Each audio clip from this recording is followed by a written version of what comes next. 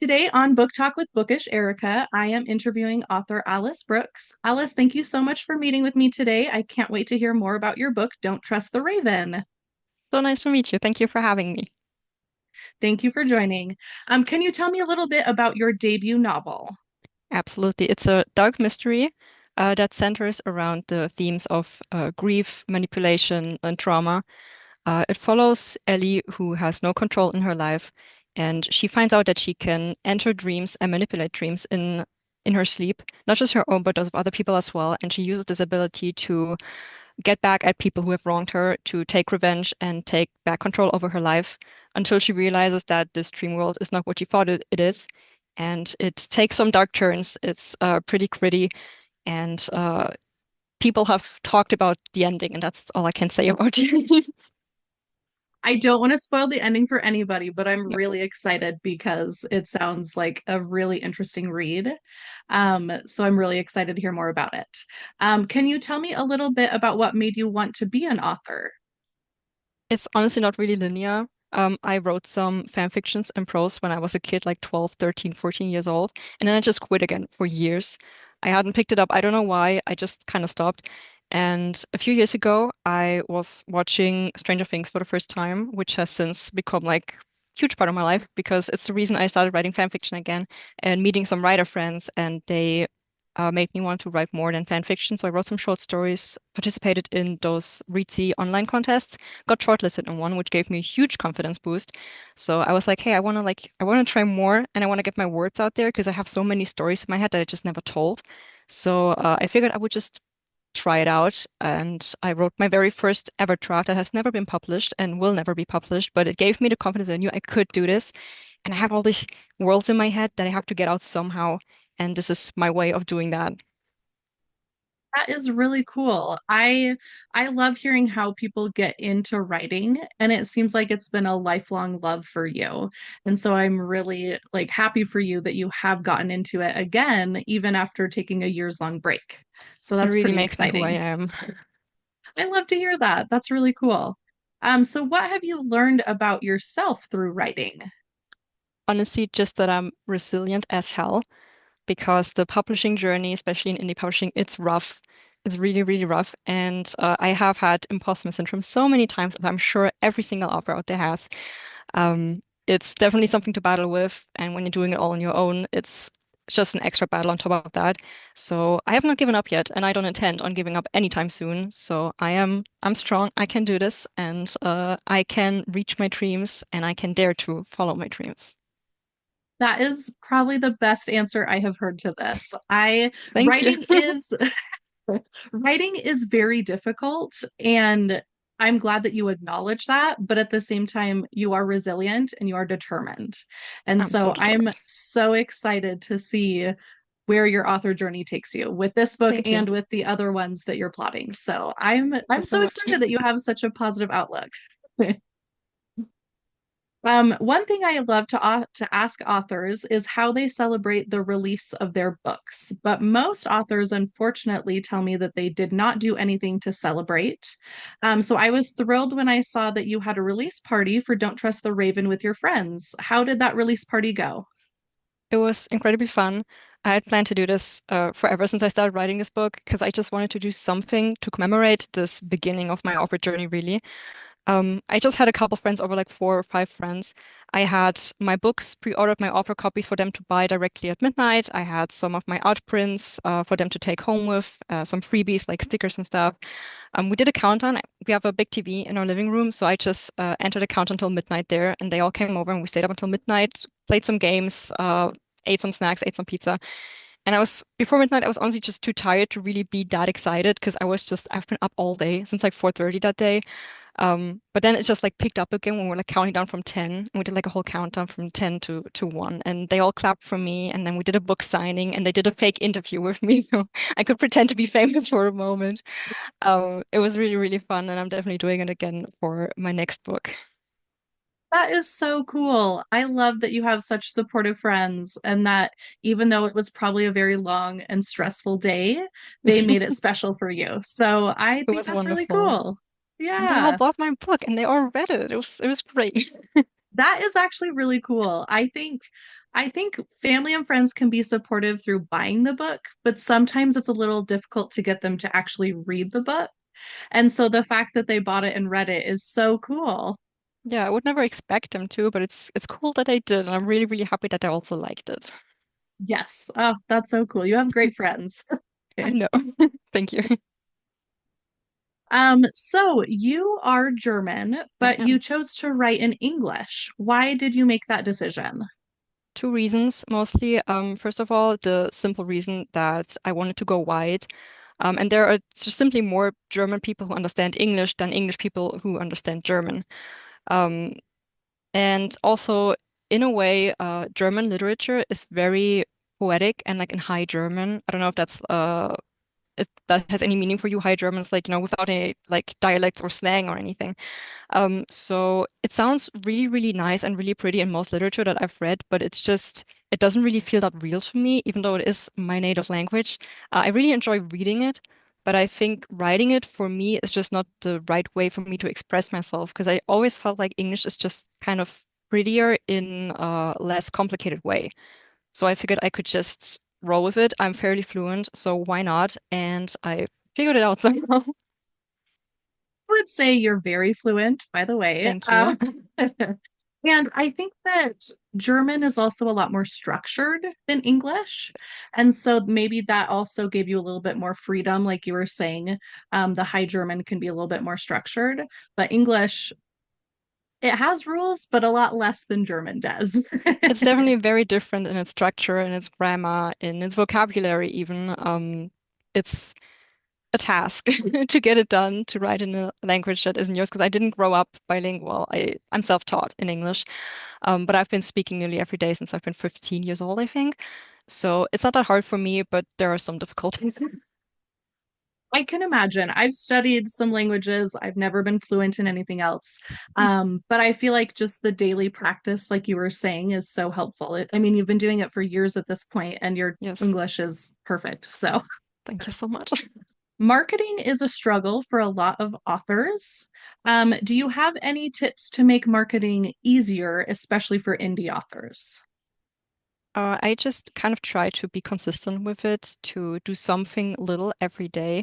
I have this self-care app where I like input stuff that I have to do every day, and I input stuff that I have to do for marketing, like make one post on Threads, one post on Instagram. If I have time, make a TikTok video, and then I just do that every single day, which then maybe takes up half an hour of my day because I prepare my Instagram posts like a month in advance. I have like 25 posts backed up that I can use at any time.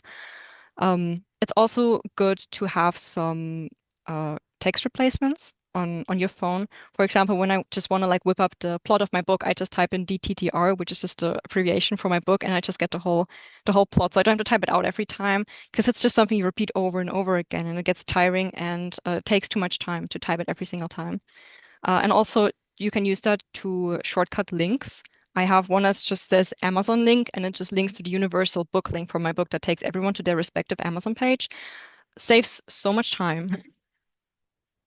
Those are actually really good advice. And I had never thought to do the like shortcuts, like you were saying. I think that's really cool. I'm going to look into how to do that because I think that would be very helpful. It's really And easy on planning. Apple. Oh, is it? Okay. Yeah, I will, maybe I'll have you help me afterwards. I can help you. Perfect. And planning so many posts in advance, that's really smart too. And I feel like that kind of helps you see the big picture of Yes, making sure you have a little bit of variety, but you're also posting every day, like you said. And so I think that's really cool. And I think that probably helps a little bit with the creativity burnout that some people experience. yes. So And I try to keep it in the same design. I don't know if you've seen on my Instagram page. I just recently started kind of like a new design vibe with different colors. It's just to me personally, it's important to keep it all kind of in the same style. It's not the most important thing for everyone. It works differently for everyone. I just kind of like it that way because I have this aesthetic sense about my Instagram page. But yeah, preparing in advance, I just usually take like one day, like a month or like every few weeks and just like make a few whenever I'm feeling creative. And I love graphic design, so that's actually an easy part for me. And then I can just get a post and not have to worry about repeating posts or creating something new when I'm not feeling creative. is so smart. And I love the how your Instagram looks. And Thank so I you. think that your color scheme and all of your posts, they're very beautiful. And I can instantly recognize that it's a post from you. And Oh, so I thank think that you. what you're doing is definitely working. Oh, that's great to hear. Yeah. What is your biggest struggle in writing or publishing? Sometimes it is just to get started, especially for my very first draft ever. That's actually sitting in a binder under my desk right now. Like I said, it will never be published. It's just for me. But getting started on that to get that courage to actually write something, because taking on a book is a huge project. It's it's just such a feat, you know. You just kind of look at it and you're like, where do I even start? So that was really hard for me to get through. And now it's kind of easier because I know what to expect. But it's also just kind of hard to be doing the publishing part on my own, the marketing part on my own. Like I said, there's like many shortcuts, there's many things you can do to make it easier and less stressful, but it is still a ton of work. And it sometimes really takes the wind out of my wings when I'm feeling creative, but I have to market instead. I can imagine that that would be a bit of a struggle with. You want to do the creative aspect, and that's the exciting part, but then you have to do all the marketing and all the behind the scenes stuff that can Yes, there's so definitely, much going on. It's like there's a when you're in a lot. bookstore and you look at a book as like an average reader, you don't know what else goes in on that book. I mean, I wouldn't ever expect like the average reader to know what kind of work goes into a book because you're just here to enjoy. You're not here to think about like all the process, you know. But as a writer, you look at a book that's maybe like, I don't know, 12, $15, and you're just thinking that's honestly, it's so little money for so much work because it's just more than writing one draft. It's editing, revising, rewriting everything, marketing, publishing, everything. So it's kind of insane how much goes into that, and I respect the hell out of everyone who does it. I have so much respect for everybody who completes a book. Even if they never actually get to the publishing process, just finishing a book alone is such a huge feat. And then Definitely. to do the editing, publishing, marketing, I have so much respect for everybody. And I think that more people need to understand what goes into a book because It's really it is a crazy. lot. Yeah. Yeah. So huge respect for you. Thank you. Do you have any other advice for someone who might also have the same struggles that you do? Well, for the part about starting a book, this may sound a bit cheesy. When I was starting to write, when I was just doing my short stories, and I mentioned this short story that for me that got shortlisted on Reedsy, I was watching some live streams from Reedsy at that point, just to like get a feel for what writing is like for actual like authors who published something. And I was just kind of reading the comments, and in a live stream, someone commented, and I have this actually on a sticky note right here on my desk as a reminder.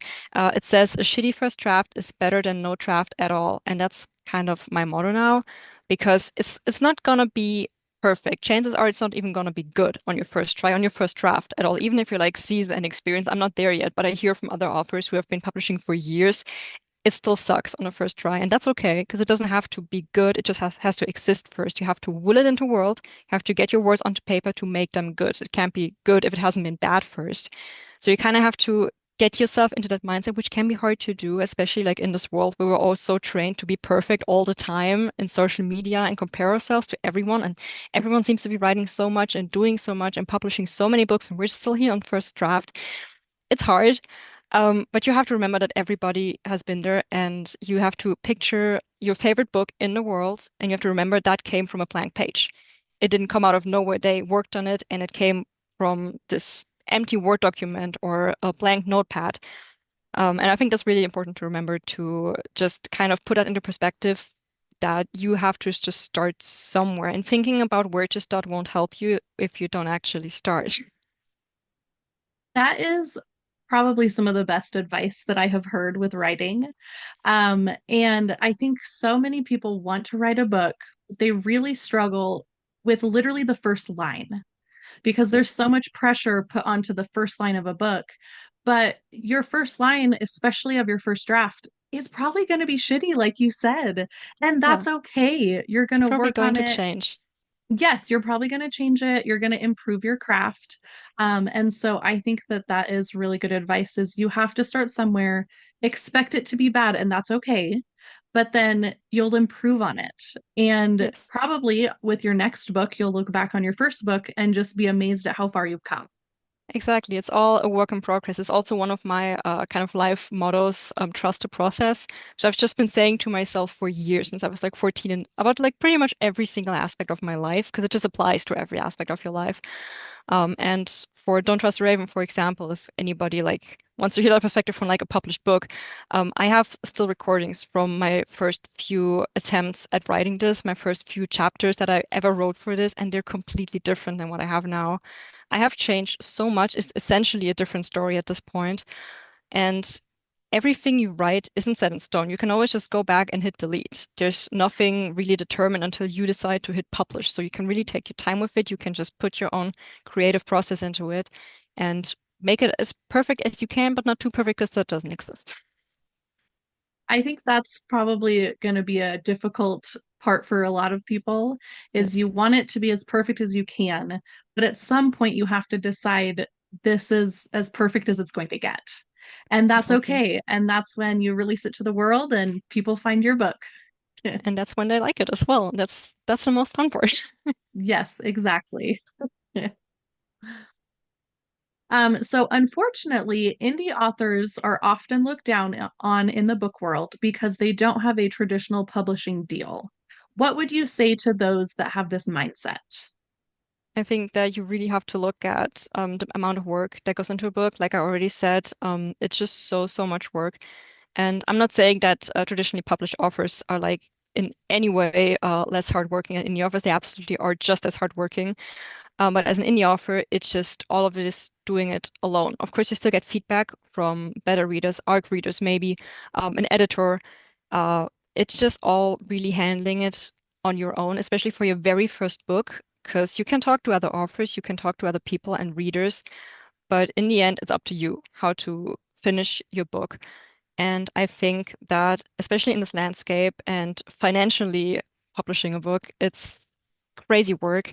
So indie authors, just as much as traditionally published authors, all deserve so much respect for this craft because it's so much work, it pays so little, but we still do it for the love of it. You know, nobody becomes an author because it pays well.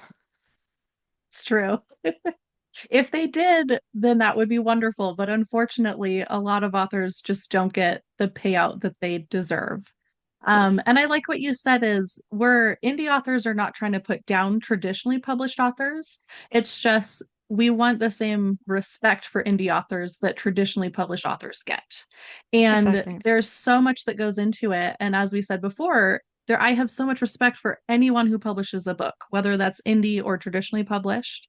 And so I agree with you where we just want respect for all the indie authors out there because it is such a big accomplishment. Exactly. And many people just assume that because someone is indie published, it means that I couldn't get a trad deal. Personally, I didn't even try because I knew that I wanted to go indie. Trad just isn't the route for me, maybe one day, but at the moment it's just not. And that's okay. You know, we all have our own route. We all have our own path to follow. And for some people, that's trad. For some people, it's indie. And I've known someone who I'm actually talking to right now on a writer's Discord who has been trying to go trad for so long.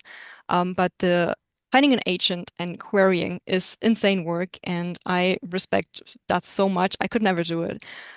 So they decided to go indie now as well, because we all have to kind of pick our battles and pick where we want to go, and if we want to publish it on our own hands and with someone else's help, it's really debatable. But in the end, what it comes down to is just we're all working like crazy to get our books out into the world, and we all deserve all that respect. For sure, for sure. Everyone deserves that huge respect. And so, what are some of the best ways that someone can support an indie author? Well, for one, of course, buying the book. But honestly, the most important thing is just word of mouth because if nobody knows about a book, nobody else is gonna buy it. I don't want to focus like too much on financial part, but unfortunately, that is just a part of it. Because to publish an indie book, you just need more money than you do for a trad book. So what's really important is if you don't have the money, for example, just sharing a post, interacting with posts, saving, liking, commenting, telling your friends about it. If you've read it and you like the book, then tell someone and write a review. Just let people know that we exist, you know? And I also know every single indie author out there who has talked to me, they love getting like reader reviews like in their DMs or like comments like live thoughts while reading. Of course, should be careful about like criticism or any negativity in there because that's just generally not very well received. But if you read a book and you're enjoying it, and you can just DM the author and tell them that you're loving it, and it will make their day because it's also just not about numbers, it's not about money, it's also just about that motivation to keep going. If we feel seen, we're gonna feel more motivated to actually write the next book and give you more content that you're gonna love. I love hearing that. I actually really struggle, even though I do these author interviews, I'm always really scared to message an author when I love their book.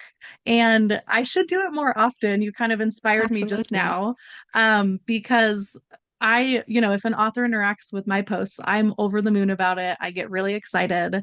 And I can only imagine if it's a message about something that I created and I put all of this time and effort and money into, it probably would make my day. So Exactly. I It's should honestly, I it's should made my day message more so many often. times. It's amazing just hearing that you know that people are reading what you wrote, that they're liking what you wrote. It's so amazing. It really cheers me up every single day. Well, that's so cool. And I did love that you said don't message for criticism. And I just want Yes, to emphasize that again please because I don't. think that, yes, don't tag authors in bad reviews, don't message them, just don't be negative, especially in the author spaces. Just keep it positive and say what you love about their books. So I just wanted to Exactly. highlight that. Yes. Thank you. So what is your favorite thing about being an author? Honestly, in a really weird way, being able to organize my thoughts, because my head is very messy sometimes. I have a lot of chaos going up on up there. And when I talk, sometimes I go too fast with my words, and then I stumble over them, and I can't really arrange my words in the way that I'm thinking them, which is a struggle in daily conversation and at work because I know that I'm often smarter than I sound just because I can't organize my thoughts. So when I'm writing, I can take all my thoughts and I can put them on a neat little plate and I can rearrange them and organize them, and that gives me just a way to release my creativity in a controlled way. And I think that's just really important for me personally. But also it's just on a completely different note, just like putting my work out there, interacting with people, interacting with readers. It's absolutely amazing. And I did not expect that to be such a big part of my life. It's so, so awesome and it really makes up for all the stressful parts of this job.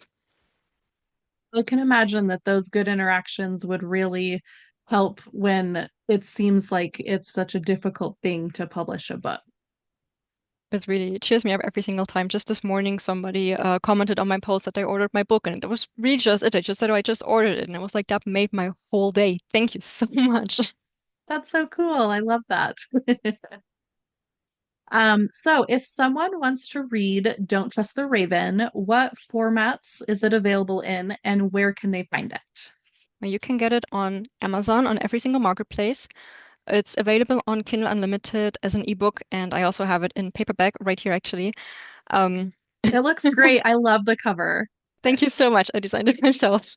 Yeah, unfortunately, I don't have a hardback version at the moment, but a paperback, ebook, and on Kindle Unlimited, every marketplace on Amazon. Unfortunately, not anywhere else at the moment, but I'm trying to get it up and running on Ingram Spark and to get it through some bookstores as well. But that's still a work in progress. Awesome.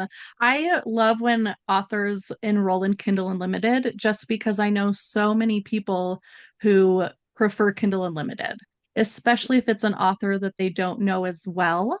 Then it's a great way to read your book. And then if people love it, then a lot of times they'll buy the paperback afterwards. So I think that that's the way to go is to enroll it. And then you also have the paperback option. Definitely really important. It's a hit or miss for some genres, I think. It really depends, but it's just nice to have like a little extra option for people to read it for free, basically, if they have the option. For sure. For sure. Well, thank you so much for joining me today. This was a lot of fun. I wish that we actually had more to talk about because this was a lot of fun. Thank you for having me. I had fun too. Good. Well, Thank you for joining me. If anyone is interested in Don't Trust the Raven, obviously Alice just told us where you can find it. But if you read it and like it, then message her how much you loved it. And then please write a review and then tell other people about it because that's how more people can find her books. Thank you so Well, much. of course. Thank you, Alice.